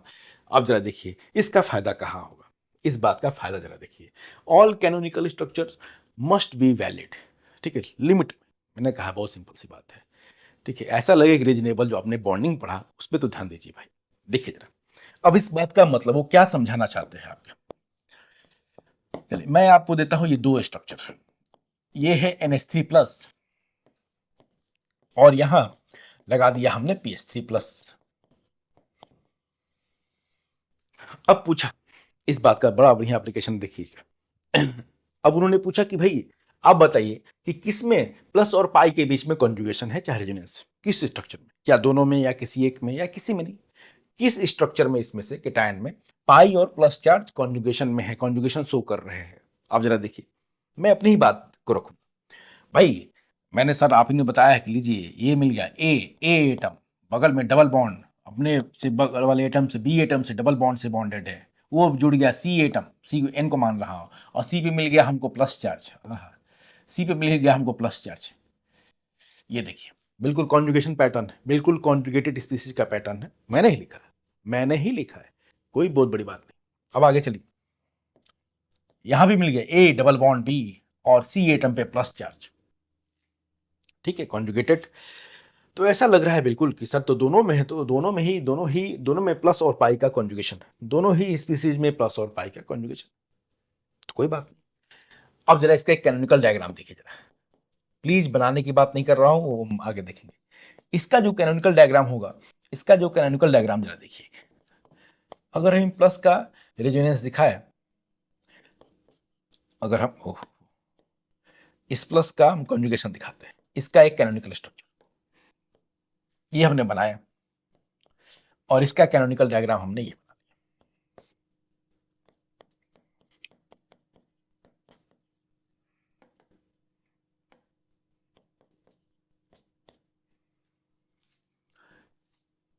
ठीक है, एक कैनोनिकल डायग्राम हमने ये बना लिया, बिल्कुल दिख रहा था। प्लस यहां से यहां तक हो गए। अब जरा देखिए, अब देखिए कि क्या रीजनेबल है क्या नहीं।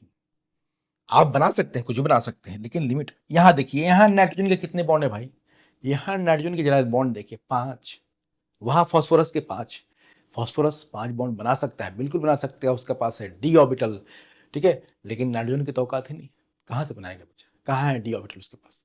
इसका मतलब क्या हुआ, चूंकि इसका कैनोनिकल स्ट्रक्चर रियल नहीं है, ठीक नहीं है, वो वैलिड नहीं है, रूल को फेल कर रहा है, चूंकि इसका कैनोनिकल स्ट्रक्चर, ठीक है, रूल की लिमिट में नहीं है, Lewis limited Lewis valid structure, चाहे बोनाफाइड लेविस स्ट्रक्चर नहीं है, हम बोल सकते हैं कि यहाँ पे प्लस का NH3 प्लस में, एनिलीनियम आयन में प्लस चार्ज का पाई से कोई कॉन्जुगेशन नहीं, प्लस चार्ज का पाई से कोई कॉन्जुगेशन नहीं है। पहले लग रहा था बिल्कुल, मैंने ही बताया था पैटर्न, तो ये नहीं पैटर्न से मिल गया जो जरूरी, मैंने कहा पैटर्न की कुछ लिमिट है, रूल में ना, रूल को ध्यान में रखना है, बिल्कुल पैटर्न में कह रहा हूँ दोनों मिल रहा था तो हम चेक करेंगे, लेकिन जैसे इसका रेजोनेंस बनाएंगे, प्लीज, अभी मैंने कहा कि तुमको सर कैसे बना दिया आपने, तो अभी मैंने कहा उसकी बात नहीं कर रहे हैं, बहुत आराम है, बहुत आसानी से बहुत सारे प्रैक्टिस करेंगे कैनोनिकल स्ट्रक्चर बनाने का। लेकिन पहले समझ लेते हैं कि क्या ध्यान में रखना है बनाने से पहले, क्या क्या ध्यान में रखना है। जैसे ही हमने बनाया तो देखा कि नाइट्रोजन का 5 बॉन्ड हो जा रहा है भाई, ये तो भाई बेकार हो गई ये बात, ऐसा तो हो नहीं सकता, नाइट्रोजन 4 बॉन्ड से ज्यादा बना नहीं सकता। इसका मतलब ये है कि यहाँ प्लस चार्ज और पाई का कोई कॉन्जुगेशन नहीं है, जबकि पैटर्न पे था यहाँ प्लस और पाई का कोई कॉन्जुगेशन। अब इसका एक एग्जांपल देख लेते हैं। सवाल पूछा गया है, विच of the following is not permissible resonating structure. फिर से वही परमिशिबल समझ गए कि लिमिट में रहिए, किसी एटम का भाई उसके लिमिट के बाहर मत दिखा दीजिए, जरा देखिए, ठीक है, वो क्या बनता है कैसे बनता है। भाई नाइट्रोजन का 5 बॉन्ड नहीं दिखा सकते, अब देख लो खुद स्ट्रक्चर सामने है, कार्बन का 5 बॉन्ड नहीं दिखा सकते, कार्बन बेचारा मैक्सिमम 4 बॉन्ड बना सकता है, तो सब तो आप जानते हैं, बहुत बड़ी बात नहीं बताई जा रही है। जरा स्ट्रक्चर नंबर 3 को देखिए कितना वाहियात है, इस नाइट्रोजन को देखिए 5 bond, double bond, double bond, single, हाँ, मतलब ये परमिसिबल नहीं, ये तो नहीं बना सकते, ठीक है। तो ड्राइंग आपके कंट्रोल में है, लेकिन कुछ बातें उन्होंने बोला कि कुछ बातों को ध्यान में रखिएगा। समझो मेरी बात, की बोल रहे कि हाइपोथेटिकल है, तो कोई बच्चा कहेगा हाइपोथेटिकल मैं तो कुछ बनाऊंगा, हाइपोथेटिकल है तो मैं कहा कि नहीं भाई, थोड़ा सा रुक जाओ, थोड़ा सा रुक जाओ, हाइपोथेटिकल तो मैं कुछ भी बनाऊंगा नहीं, नहीं है ना, कुछ। अब position of each atom and total charge, position of each atom and total charge on each canonical structure should be same. अब देखिए जरा इस बात का मतलब क्या है। चलिए ये एक स्ट्रक्चर हमने ये बनाया और एटम की पोजीशन आप इधर उधर नहीं कर सकते। एटम जहां का जो जहां पे है वहीं रहना चाहिए, एटम नहीं। जो भी हो रहा है पाई बॉन्ड, देखा ना रेजोनेंस में होता क्या है, किसका इधर डिस्पर्सन होता है, डीलोकलाइजेशन, पाई बॉन्ड का, माइनस का, प्लस का, लोन पेयर का। ठीक है, एटम्स का कोई मूवमेंट नहीं।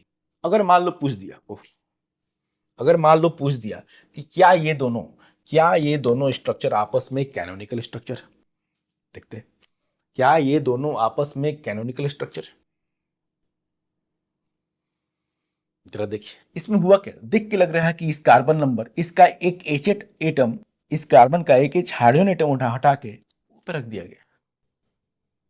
यहां तो सिंगल बॉन्ड थे, डबल बॉन्ड कहां से आ गया।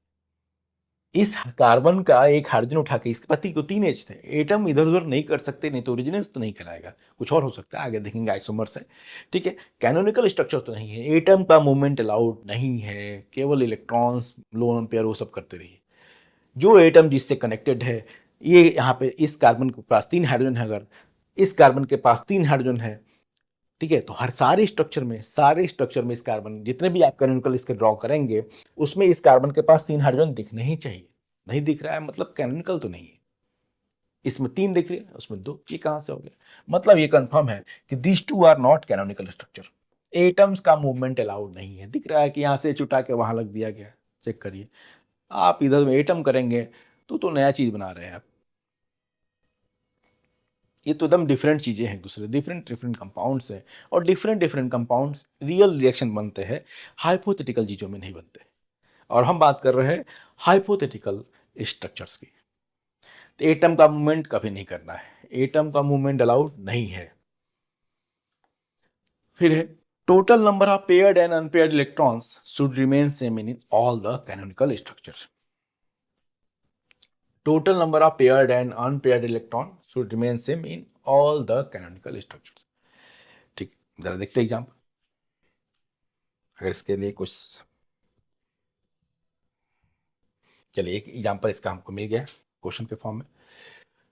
विच of the following are not resonating structure of one three butadiene. पहले 1,3-ब्यूटाडाइन देख लो। 1,3-ब्यूटाडाइन आप जानते हैं नाम, CH2 double bond CH bond CH double bond CH2, ये है 1,3-ब्यूटाडाइन। ये कह रहे हैं कि इसमें कौन सा ऑप्शन 1,3-ब्यूटाडाइन के कैनोनिकल स्ट्रक्चर को रिप्रेजेंट नहीं कर रहा है, कौन सा या कौन कौन सा। तो पहली बात ये ध्यान दो, एटम इधर उधर नहीं कर सकते आप।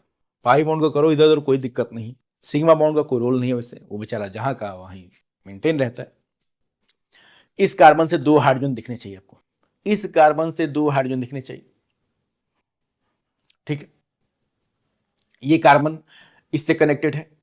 ठीक है, जिस जैसा जैसा कनेक्शन है वो सब मेंटेन लेना चाहिए। जो जिससे कनेक्टेड है, मैं नंबरिंग कर दे रहा हूं समझने के लिए, ये कार्बन नंबर 1 2 3, ये देखिए जो जैसे कनेक्टेड है वो कनेक्टेड दिखना चाहिए। ये देखो इसमें क्या सेम पैटर्न है, क्या चीजें आपस में ऐसे ही जुड़ी हुई हैं, बिल्कुल जैसे वहां जुड़ा हुआ है। पाई बॉन्ड को छोड़ दो, वो तो इधर उधर होता ही रहेगा, तभी तो है। तो बिल्कुल ये है कैनोनिकल स्ट्रक्चर। इसमें जरा देखिए ऑप्शन नंबर 3 में, ऑप्शन नंबर 3 में जरा देखिए, जो एटम जिससे जुड़ा था वहां पे एटम कहीं नहीं गए इधर उधर। ठीक, अब क्या ब्यूटाडाइन में, जरा देखिए ब्यूटाडाइन में सारे के सारे इलेक्ट्रॉन है पेयर्ड। अरे बॉन्ड पेयर है, सिग्मा हो चाहे पाई बॉन्ड। आप देखिए ब्यूटाडाइन के ओरिजिनल स्ट्रक्चर में, क्या ओरिजिनल स्ट्रक्चर पे कोई चार्ज है, बिल्कुल नहीं। अगर ओरिजिनल पे स्ट्रक्चर पे कोई चार्ज नहीं, याद रखिए, तो जितनी भी कैनोनिकल स्ट्रक्चर है उन पे कोई नेट चार्ज नहीं होना चाहिए। मतलब क्या है, ओरिजिनल स्ट्रक्चर पे जो भी चार्ज हो, ओरिजिनल स्ट्रक्चर पे जितना भी चार्ज हो, चाहे 0 हो चाहे -1 हो चाहे नेट +1 हो, सारे के सारे कैनोनिकल स्ट्रक्चर पे नेट चार्ज उतना ही होना चाहिए। इधर उधर डिस्ट्रीब्यूट हो जाए कोई दिक्कत नहीं। ओरिजिनल स्ट्रक्चर पे जितना चार्ज हो, चाहे 0 भी हो सकता है, सारे कैनोनिकल स्ट्रक्चर पे नेट चार्ज उतना ही होना चाहिए। जरा देख लीजिए उसको। ब्यूटाडाइन न्यूट्रल कंपाउंड है, आप देखेंगे सर इसमें तो प्लस आ गया, अरे भाई प्लस है तो एक माइनस भी, वो न्यूट्रल तो ये भी न्यूट्रल। आप नई चीज नहीं बना सकते।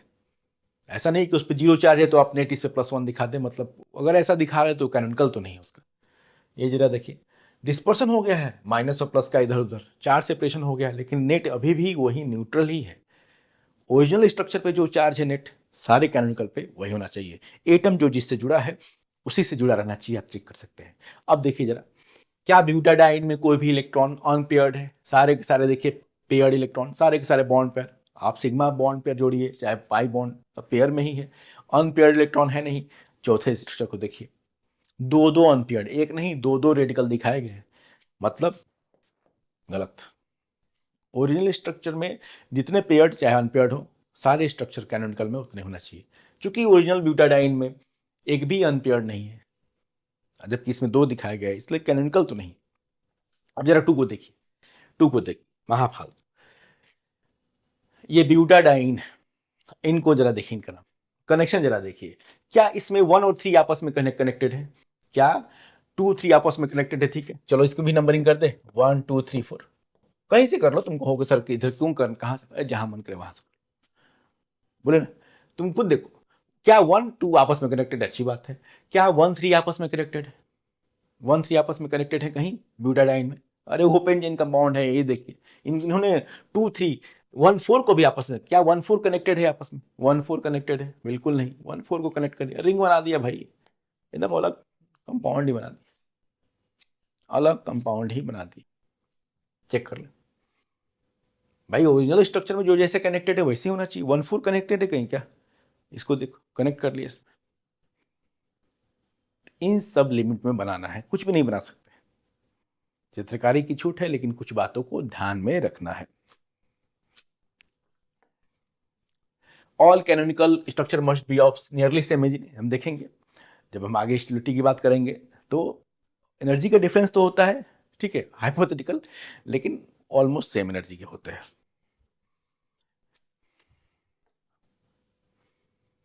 अच्छा, एक बात मैं बता दूं, अगर जो हमने बोला शुरुआत में कि भाई this should be valid Lewis structure, ये बात हम केवल कैनोनिकल स्ट्रक्चर के बारे में, जो भी रूल लिखवाया जा रहा है केवल कैनोनिकल स्ट्रक्चर के बारे में, ठीक है।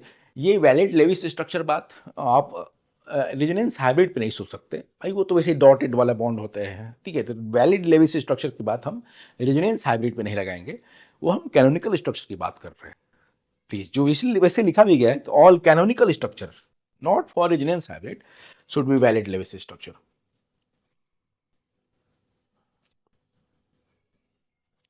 अब कुछ और बातें, इफ लोन पेयर और नहीं, बहुत काम आएगा आगे एरोमेटिसिटी जब पढ़ेंगे तो बहुत काम आएगा, कुछ इसमें जो हिंट है वो बहुत काम आएंगे। इफ लोन पेयर और negative charge of an atom is delocalised, चाहे इन्वॉल्व इन रेजोनेंस, अब तो हम समझ ही गए हैं पैटर्न कि क्या रेजोनेंस में आएगा कि नहीं, then it is not considered as, then it is not counted in hybridisation, rather it is counted as pi electron. अब इस बात का मतलब, इस बात का मतलब जरा देखिए भाई, मतलब क्या है। इस कंपाउंड का नाम है फ्यूरॉन, इस कंपाउंड का क्या नाम है? Furan.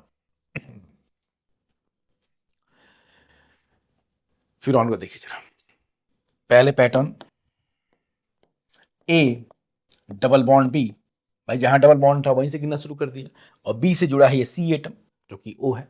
Please A B C D क्या है? बॉन्ड एटम के पैटर्न। एक एटम ए है जो कि यहाँ कार्बन ही है, वो अपने एडजेसेंट एटम बी से डबल बॉन्ड से जुड़ा है, बी अपने एडजेसेंट एटम से सिंगल बॉन्ड से जुड़ा है, और सी पे लोन पेयर मिल गया हमको। क्या यहाँ पाई और लोन पेयर का कॉन्जुगेशन है? कितने भी लोन पेयर हो किसी एटम के पास, एक ही लोन पेयर उसका कॉन्जुगेशन में होगा, वो भी हम देखेंगे। क्या यहां लोन पेयर कॉन्जुगेशन में? अब जरा देखो, बिल्कुल ही, बिल्कुल हमने तय कर लिया कि ये पाई बॉन्ड के साथ लोन पेयर कॉन्जुगेशन में है, बिल्कुल है। अब इसका मतलब क्या है? अगर नॉर्मली हम कोई पूछते कि भाई यहाँ पे ऑक्सीजन का हाइब्रिडेशन बताइए, केमिकल बॉन्डिंग, तो हम क्या गिनते हैं भाई? ऑक्सीजन के हाइब्रिडेशन में क्या गिनते हैं? Sigma bond plus lone pair. Hybridisation में क्या गिनते हैं? Sigma bond plus lone pair. तो कोई बच्चा कहता sir 2 sigma bond 2 lone pair, sp3 2 sigma bond 2 lone pair, बिल्कुल बिल्कुल गलत नहीं, sp3। लेकिन यहाँ पे एक्चुअली क्या है, ये एक लोन पेयर जो इसका डीलोकलाइज्ड है एक लोन पेयर जो डीलोकलाइज्ड हो गया है, that will not be counted in hybridisation. कहीं और गिनेंगे, बिल्कुल उसको गिनेंगे और इसका यहाँ पे ऑक्सीजन का हाइब्रिडेशन है sp2। क्या गिना आपने? sp2 कैसे कर दिया भाई? 2 sigma bond, 2 sigma bond plus एक लोन पेयर, कौन सा एक जो बच गया, जो डीलोकलाइज नहीं हुआ, जो लोकलाइज है जो उसी के पास है उसको हमने गिना। जो डीलोकलाइज लोन पेयर हो गया उसको हाइब्रिडेशन में नहीं गिना, आगे चल के देखेंगे उसको हम पाई इलेक्ट्रॉन की तरह गिनेंगे। मैं यही बता दे रहा हूं हिंट में, एरोमेटिसिटी में खास पार्ट होगा वो कि इसमें इस रिंग के अंदर हम पाई इलेक्ट्रॉन जानते हो कितना गिनेंगे 6। क्यों? 2 पाई इलेक्ट्रॉन ये हो गए, 2 पाई इलेक्ट्रॉन ये हो गए, और इस लोन पेयर को भी हम 2 पाई इलेक्ट्रॉन की तरह गिनेंगे। टोटल 6 पाई इलेक्ट्रॉन है डिलोकलाइज्ड। भाई लोन पेयर को आपने हाइब्रिडेशन में नहीं गिना है तो कहीं तो गिनिए। That is counted as pi electron. Total ring के अंदर 6 पाई इलेक्ट्रॉन डीलोकलाइज्ड है। एक और देख लीजिए एग्जांपल पायरोल का। बहुत सारे इसलिए कुछ लिमिटेड एग्जांपल देख लेते हैं। एग्जांपल तो बहुत सारे हैं। देखिए जरा, एन का पूछे हाइब्रिडेशन यहाँ पे। फिर से ये लोन पेयर जो एन का है वो डीलोकलाइज है पाई बॉन्ड के साथ। तो हम हाइब्रिडेशन में क्या गिनेंगे? नॉर्मली गिनना चाहिए 3 सिग्मा बॉन्ड। नाइट्रोजन का हाइब्रिडेशन क्या होगा? 3 sigma bond plus 1 lone pair. लेकिन यहाँ पे क्या होगा? Only 3 sigma bonds. That's why sp2 3 sigma bonds only, because lone pair is delocalised, localised नहीं है। और देखिए माइनस का एग्जांपल, माइनस चार्ज का एग्जांपल। इस कार्बन का अगर पूछे कोई हाइब्रिडेशन, भाई माइनस का मतलब ये क्लोन पेयर होता है अगर इस कार्बन का, लेकिन ये माइनस चार्ज डीलोकलाइज है पाई बॉन्ड के साथ। ये माइनस चार्ज क्या है? रेजोनेंस में है। इसका मतलब कार्बन का हम क्या, यहाँ भी इस कार्बन का हाइब्रिडेशन भी sp2 होगा। sp2 में क्या गिना आपने? ओनली 3 सिग्मा बॉन्ड, क्योंकि लोन पेयर जो है that is delocalise with pi bond. ये बात बहुत इंपॉर्टेंट है एरोमेटिसिटी के लिए।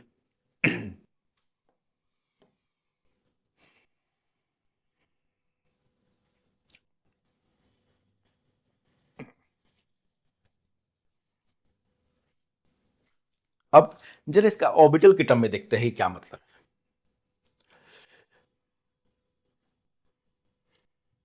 अच्छा जरा देखिए इस बात का ऑर्बिटल के टर्म में क्या मतलब। अभी हमने कार्बोनेट का बनाया है, बस पाई बॉन्ड को इधर उधर कर रहे थे। ये कार्बोनेट का ये बनाया, फिर पाई बॉन्ड को उधर कर दिया, ठीक है। यहाँ बना दिया पाई बॉन्ड, पाई बॉन्ड यहाँ बन गया। पाई बॉन्ड पहले डीलोकलाइज हो रहा है। पाई बॉन्ड बनता कैसे है? तो भाई ये कार्बन, अगर हम पाई बॉन्ड की बात करें तो क्या होगा? ये ये कार्बन और 3 ऑक्सीजन, ये कार्बन और ये 3 ऑक्सीजन एक प्लेन में होंगे। पाई बॉन्ड कैसे बनता है भाई? ये कार्बन है बीच में और 3 ऑक्सीजन, प्लेनर स्पीसीज है भाई। पहला तो कंडीशन है कि प्लेनर स्पीसीज चाहिए।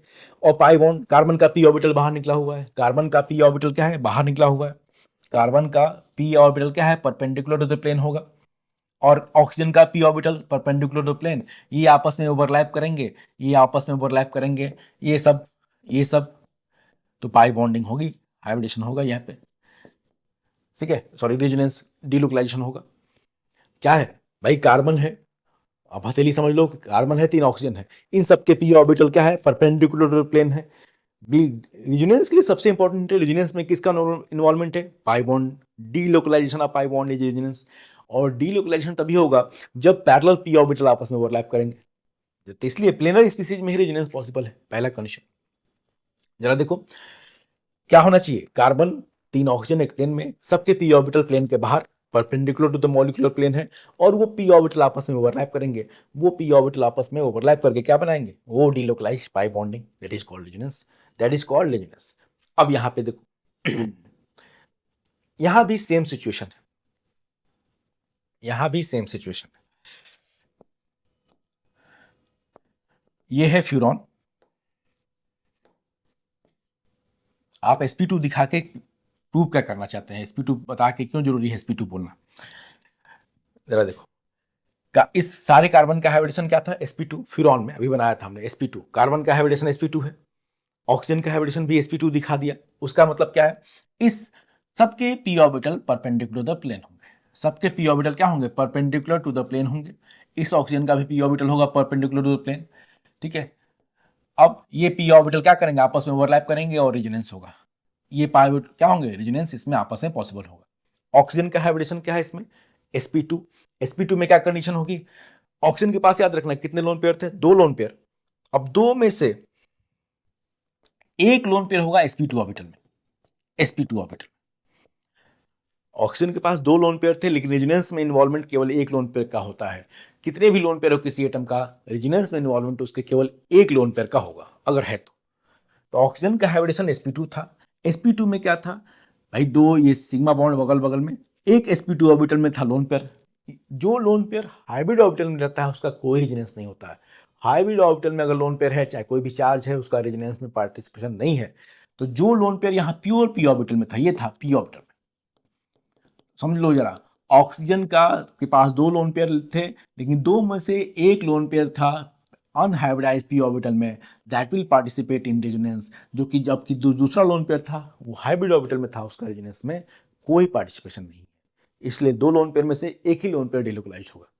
ऑर्बिटल के टर्म में उस बात का यह मतलब है। इसलिए यहां पे दिखाया गया है sp2 हाइब्रिडेशन। पहले हमको क्या तय करना था sp2 से, ये सारे कार्बन, ये जो 4 कार्बन है और एक ऑक्सीजन है, they should be in the same plane. वो एक प्लेन में होना चाहिए, उनके p ऑर्बिटल परपेंडिकुलर प्लेन होना चाहिए, वो p ऑर्बिटल आपस में ओवरलैप करके पाई बॉन्डिंग करेंगे, डिलोकलाइज्ड पाई बॉन्डिंग बनाएंगे, उसी को रेजोनेंस बोलते हैं। तो ऑक्सीजन के पास दो लोन पेयर थे, उसमें से एक लोन पेयर था परपेंडिकुलर p ऑर्बिटल में, जो कि रेजोनेंस का पार्ट था। एक लोन पेयर sp2 ऑर्बिटल में, जो उसका रेजोनेंस से कोई मतलब नहीं। हाइब्रिड ऑर्बिटल में जो चीजें रहती है, कोई भी चार्ज हो, लोन पेयर हो, उसका रेजोनेंस से कोई लेना देना नहीं। अब साइमल्टेनियस कॉन्जुगेशन बड़ा इंपॉर्टेंट है। इफ देयर इज, देखेंगे, if there is simultaneous conjugation between two pi bonds as well as pi bond and lone pair oblique negative, positive and radical, then only pi conjugation takes place। ठीक है, is considered and these charges remain localized। अब देखिए इसका मतलब क्या। चलिए हम ऐसा सिचुएशन लेते हैं,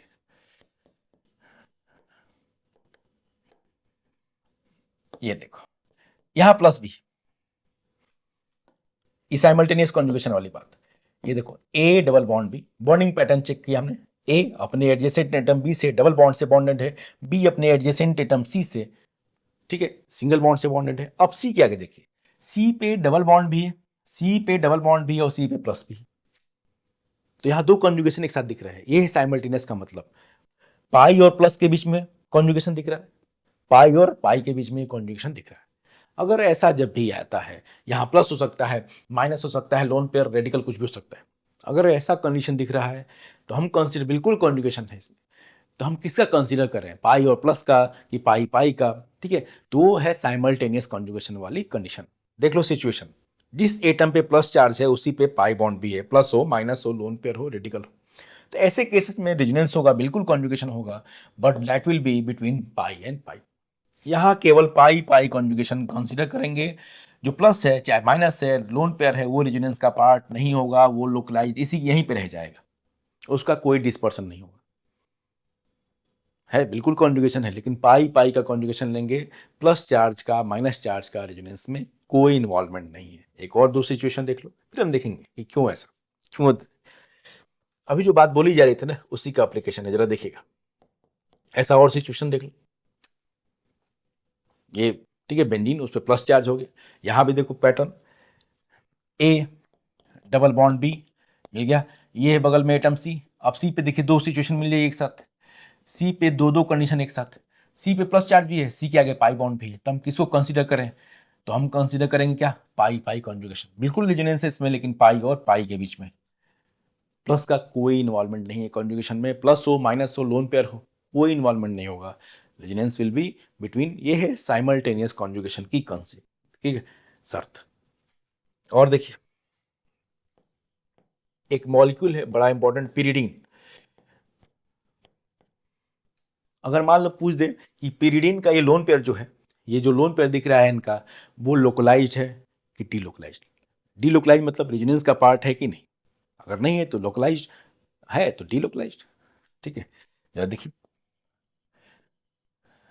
अब फिर से कंडीशन जरा देखो, समझो समझो कंडीशन को। पैटर्न देखिए, कहीं से गिनना शुरू किए, ए अपने एडजेसेंट एटम बी से डबल बॉन्ड से बॉन्डेड, वो अपने एडजेसेंट एटम सी से सिंगल बॉन्ड से बॉन्डेड, ये है सी एटम। सी पे लोन पेयर भी है, देखिए देखिए, सी पे लोन पेयर भी है और सी के आगे डबल बॉन्ड भी है।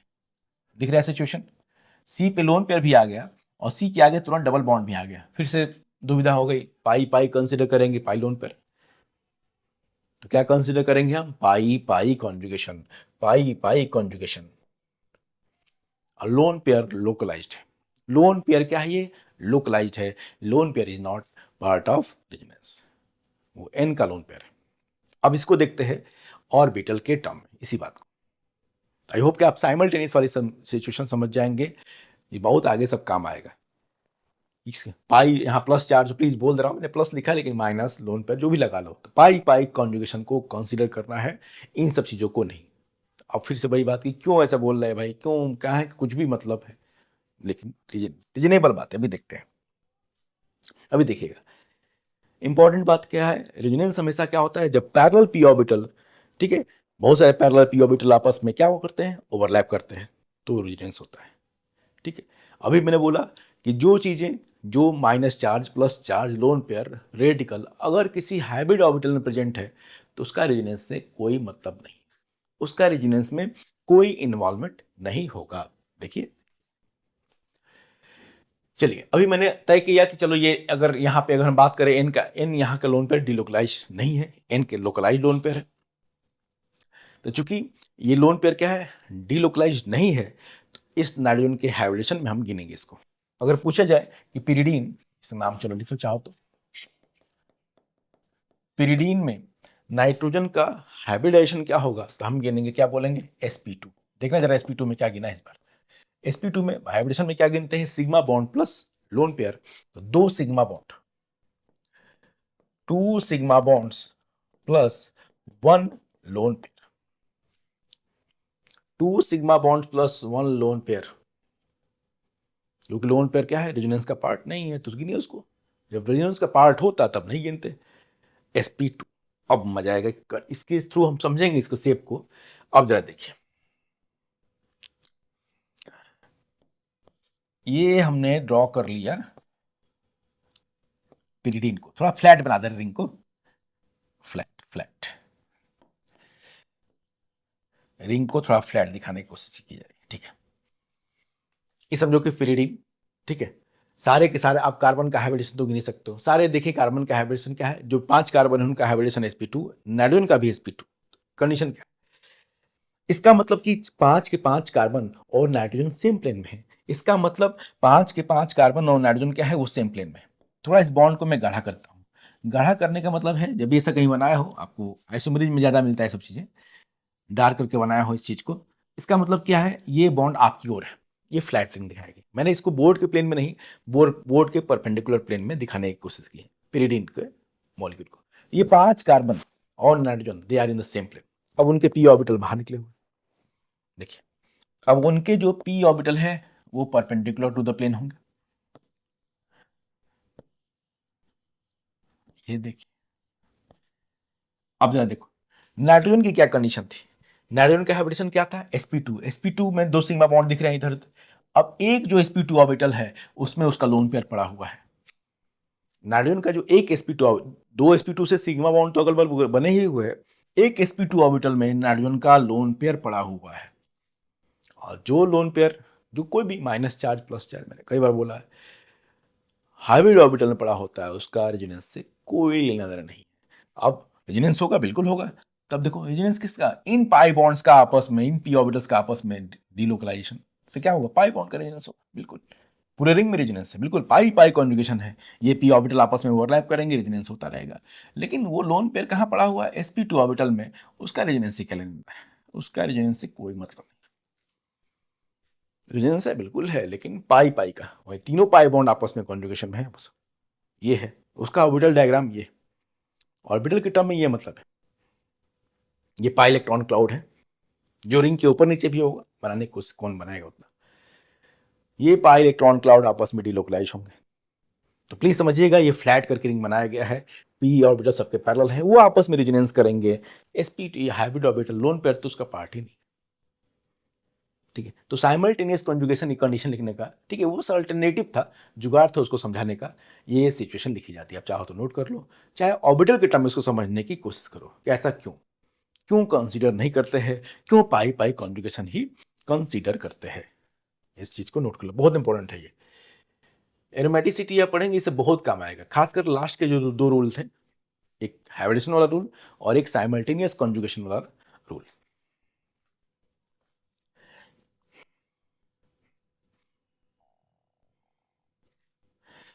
ठीक है, नोट कर लो। तो ये था रेजोनेंस का कुछ बेसिक इंपॉर्टेंट है और कुछ लिमिटेशन, कुछ रूल्स जो कि बहुत काम आएंगे आगे। ठीक है, बहुत इंपॉर्टेंट थ्योरी है यार, बहुत। मुझे मतलब आपको लगता है लगेगा ही नहीं कि ऑर्गेनिक में इसके बिना काम चलेगा, मुझे तो कभी नहीं लगा कि इसके बिना, मतलब बराबर इसका रेफरेंस देना पड़ता है। ये वो थ्योरी है, जैसे आप केमिकल बॉन्डिंग देखते हो, वैलेंस बॉन्ड थ्योरी कितना इंपॉर्टेंट है, बहुत कुछ आपने पढ़ा होगा उसमें। लेकिन हाइब्रिडेशन और वैलेंस बॉन्ड थ्योरी का बराबर रेफरेंस है, ऑर्गेनिक पढ़िए इनऑर्गेनिक पढ़िए, मिलता रहता है। इतना इस तरह से रेजोनेंस की थ्योरी भी इतना इंपॉर्टेंट है। तो इन रूल्स को लिखिए, लिमिटेशन को समझिए कि क्या कर सकते क्या नहीं कर सकते। हाँ, आज हमने क्या नहीं किया वो भी बता दो। कैनोनिकल स्ट्रक्चर और आपने तो फटाफट ड्रॉ कर दिया तीन। ठीक है, कैसे बनेंगे अभी हमने वो देखा नहीं कैसे बनाते हैं। हमने बात की कि किसमें ये सोचना है, किस टाइप की स्पीसीज में रेजोनेंस का टर्म सोचना है, कहानी है। ये वर्ड बिल्कुल मैं कहूँगा गलत है कि रेजोनेंस अकर्स। वाई अकर्स यार, कहाँ कल्पना ही तो है, कुछ बताना है आपको, ये बताइए, कुछ कहानी बनानी है तो किस टाइप के लोगों में बनानी है कहानी, उनको हमने समझा कॉन्जुगेटेड स्पीसीज में। ठीक है, कॉन्जुगेटेड स्पीसीज होने के बावजूद भी कुछ हमारे पास लिमिटेशन है। अभी देखा NH3+ वाला एग्जाम्पल था, वो कॉन्जुगेटेड, लेकिन फिर भी ठीक, फिर भी उसमें नहीं था पॉसिबल, क्योंकि हमको लिमिट बनाना है। लेविस थ्योरी होना चाहिए, अरे वैलिड लेविस स्ट्रक्चर होना चाहिए। साथ साथ में कुछ और कंडीशंस भी देख ली जो आगे हम बहुत काम आएगा। अब इसके आगे हम पढ़ेंगे कि कैसे कैनोनिकल स्ट्रक्चर ड्रॉ करें, फिर रेजोनेंस के और एप्लीकेशन, एरोमेटिसिटी जो बोल रहा था उसका पार्ट पढ़ेंगे, बॉन्ड लेंथ बॉन्ड ऑर्डर का कंपैरिजन थ्रू रेजोनेंस कैसे करेंगे, वो आगे के लेक्चर्स में देखेंगे। फिर बात करेंगे उसके बाद, ये सब होने के बाद, रेजोनेंस इफेक्ट की। देखिएगा जरूर लेक्चर। ठीक है, कोई भी डाउट हो तो कमेंट बॉक्स में